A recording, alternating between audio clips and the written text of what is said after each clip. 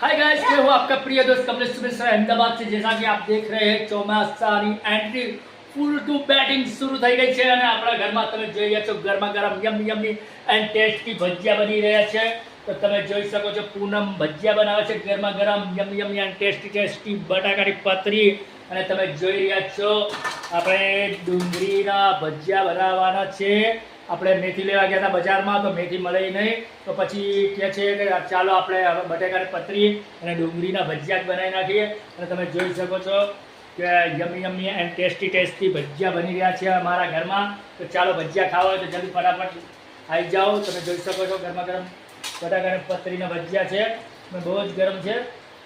So યમી and tasty પૂનમ તમે જોઈ રહ્યા છો ખૂબ જ મહેનત કરી રહી છે અને ચાલો ભજીયા ખાવા હોય તો ફટાફટ આવી જાઓ।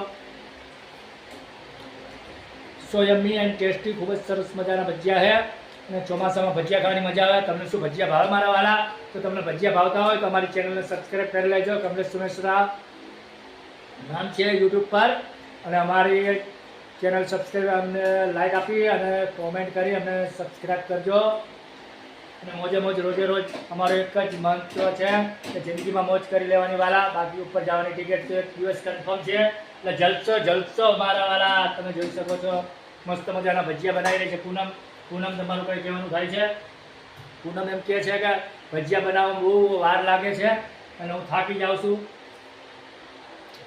મહેનત વગર તો કંઈ નથી મારા વાળા। હું કડિયા કામ કરું છું તો આટલા અઠવાડિયા 10 દિવસથી વરસાદ આવે છે તોય હું વગર પાણીએ બોલો નાહી જાઉં છું, એવો પલળી જાઉં છું। તો યમી એન્ડ ટેસ્ટી